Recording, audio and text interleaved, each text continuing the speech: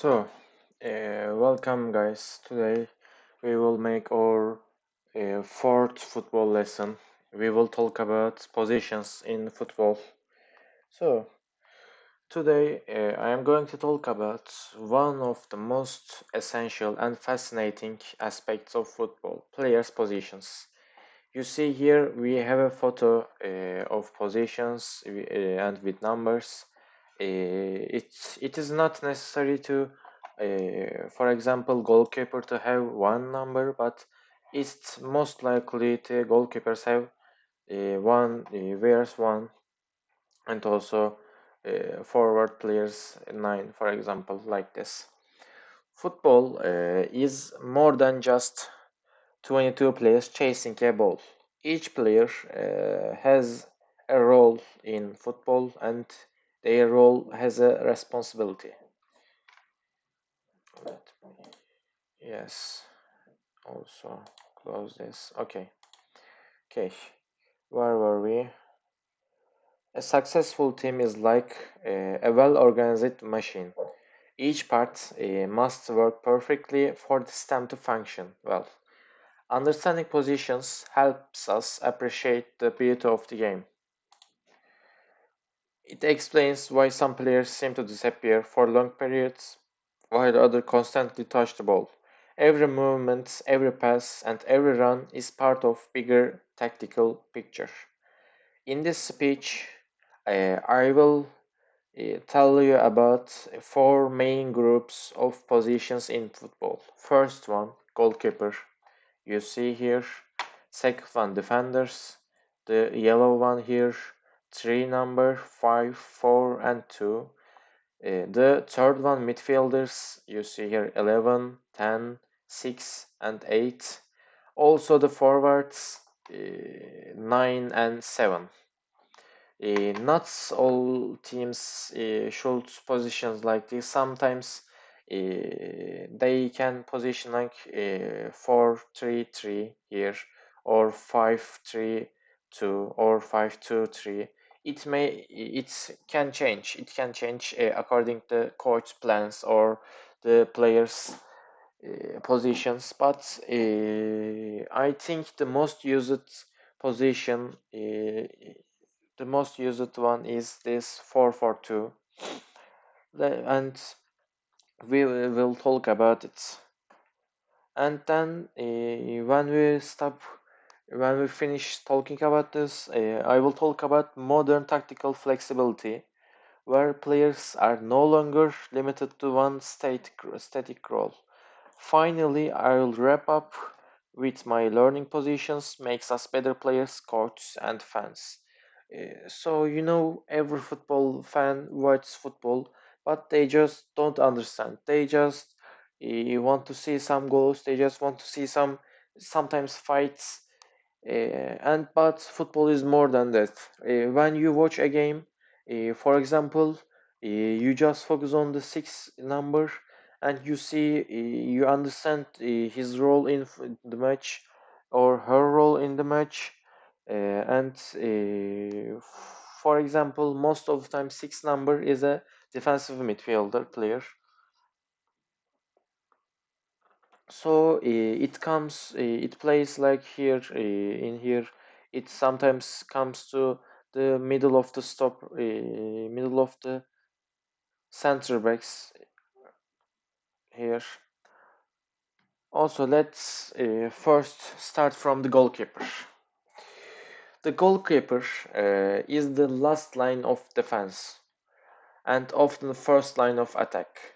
Their main job is to prevent the opposing team from scoring by catching, blocking, or deflecting shots.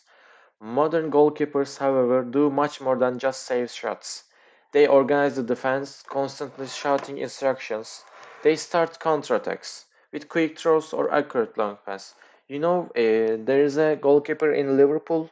He is very good at this. His name is Alisson, but I should say his name was Alisson because he is not playing for Liverpool in the moment. So also, Manuel Neuer or Ederson. Uh, we call them sweeper keepers because they just act like a defender, not goalkeeper. They play in here so much when their team has a corner kick or even just a normal attack. They just sweep too much. And what a good goalkeeper must have? Excellent reflexes, firstly, then great positioning sense, leadership qualities, and confidence under pressures. You know, when there's a penalty, goalkeepers has so many pressures on them. So if they couldn't stand it, they can't be good goalkeepers. So let's talk about some famous goalkeepers here. Like Iker Casillas, he was playing in Real Madrid, Gianluigi Buffon in Juventus, and Alisson Becker, like I said before, he was playing in Liverpool. Their role shows us how even a single player can change the entire team of the game. Uh, if I am not wrong, there was a match between Real Madrid and a team, and it was a cup final. And in the last minutes, Iker Casillas made a very good catch and didn't let the other team score, so they win the cup. And he became the man of the match just for that one save. And for let's pass to defenders here, the yellow guys here. Defenders protect the goal by stopping opposing attackers. There are three main types of defenders. Let's talk about full center backs. You see here 5 and 4 number players. They playing in the center, in the middle of defense. Their job is to block shots, win headers, tackle strikers, and clear dangerous balls. A good center back reads the game well and communicates constantly. Modern center-backs like Virgil van Dijk or Sergio Ramos also contribute to attacking plays with long passes or even goals on sets. We can't call Sergio Ramos maybe not modern center-back, but in the last years he was really a good center-back. Also, fullbacks. Here right back and here left back. They play on the sides of the defense. Traditionally, they focus on the defense, but in the modern football, they are very important for attacking or playmaking. They just give passes to midfielders. They make runs. They defend. So their job is very hard. And last, wing backs. When I said before, there is some different formations like 3-5-2. In 3-5-2, there is three center backs and here two wing backs. These wing backs at the same time they are normal wings and they are full backs. So their job is more harder than full backs and they are just running so much in the arena, so they need to have excellent stamina and tactical awareness. So let's pass the midfielders here, the green guys. The midfield is often called the engine room of the team. Midfielders connect defense and attack, control the tempo of the game, and dictate how their team plays. There are several types of midfielders. First one, defensive midfielder. Here, most of the time they wear 6 numbers. They often stays behind to give balance. Like here, they just act like a center back. When we need to give examples from football history, Sergio Busquets, Casemiro, Kante, and also or from Orlik Torreira. Some Galatasaray fans call him Torik. Also central midfielder. Most of the time they are wears 8 number. They are the middle player of the midfielder. They pass, they tackle, They move so much. They support both defense and attack. They shoot. So the middle of the midfielders should be very, very, how can I say, equal from both sides. They should be good. They should be good in every way, everything. When we need to give examples to this position, we can say Andres Iniesta, Luka Modric, Toni Kroos, and they need to have an excellent vision, and also for running so much, they need to have excellent stamina. I think in the fields, especially in the modern football,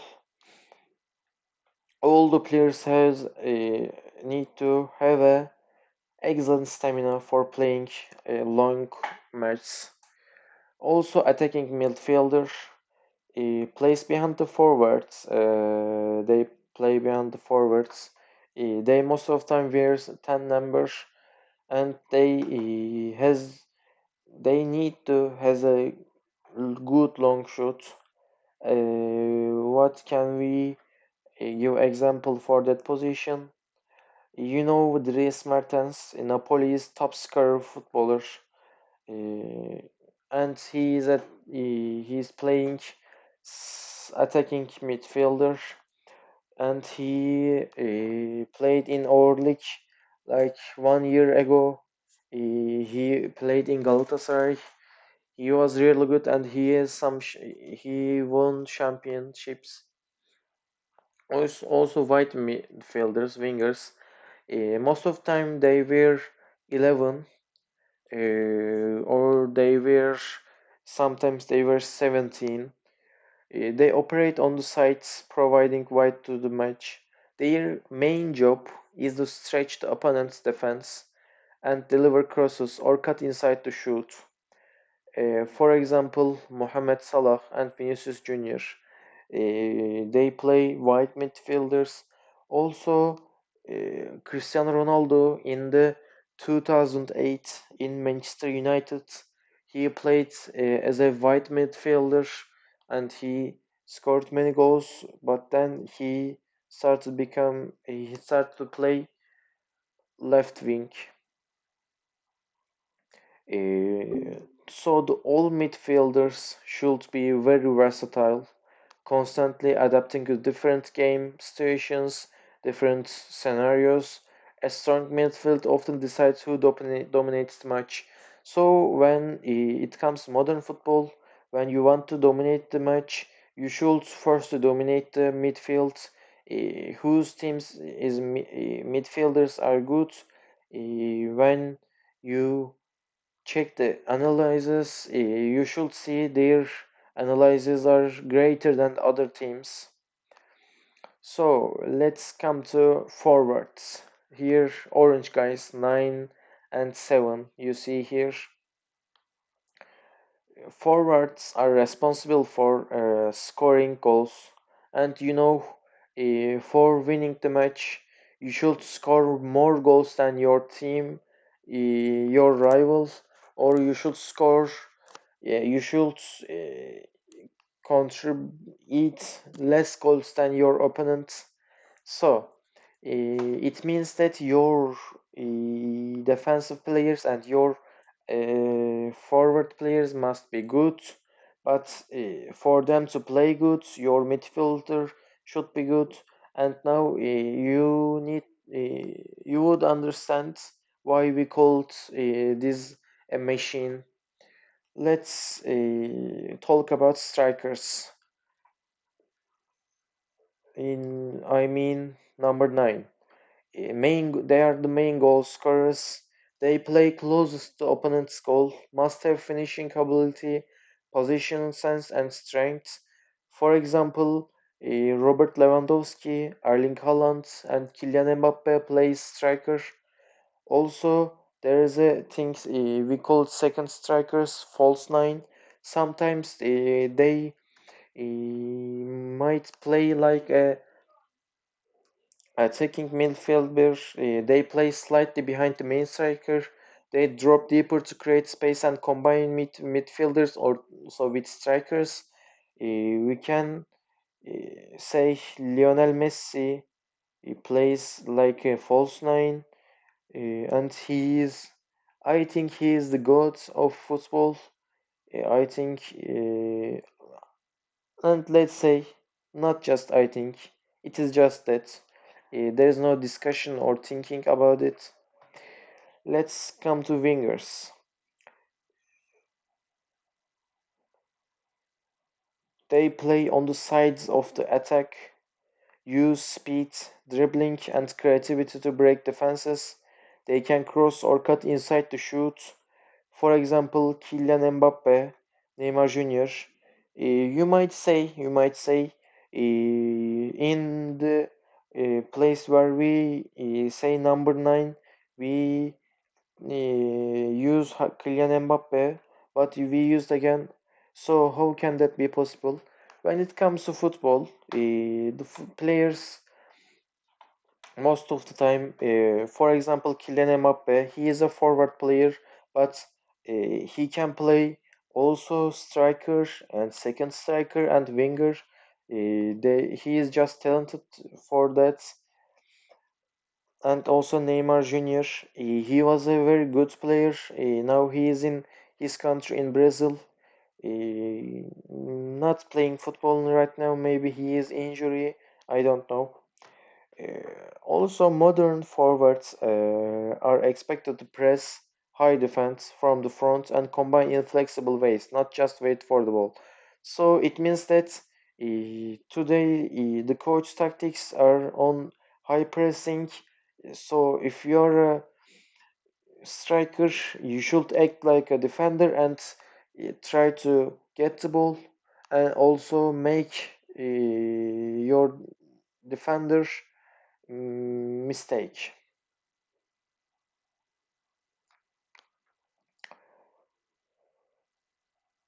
So let's talk about the modern tactical flexibility of modern football in today's football.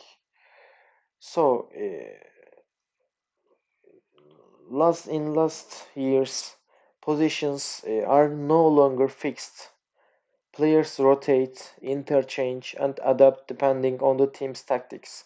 For example, a fullback might move into midfield during build-up. For example, the two number player can come to here and pass with 6 and make also pass with 7. Also here 3 he can pass with 11. Bless me. Also pass with 9. And a winger might drop deep to become playmaker when a winger plays here, and also sometimes he comes to here and take the ball and try to play making. A striker might drift wide to create space for midfield runners. Coaches like Pep Guardiola and Jurgen Klopp have revolutionized the positional play.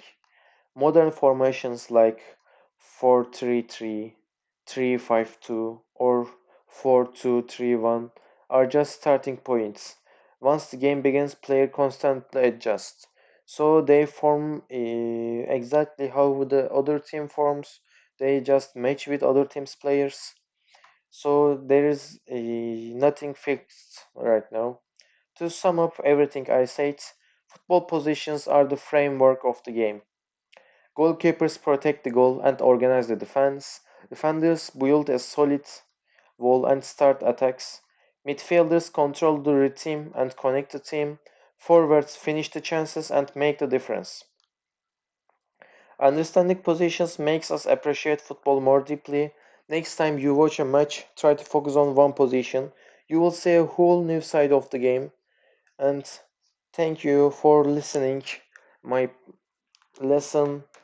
This was the fourth lesson of football, our football lessons, and I think I will be filming the fifth one today. See you guys in our next football lessons.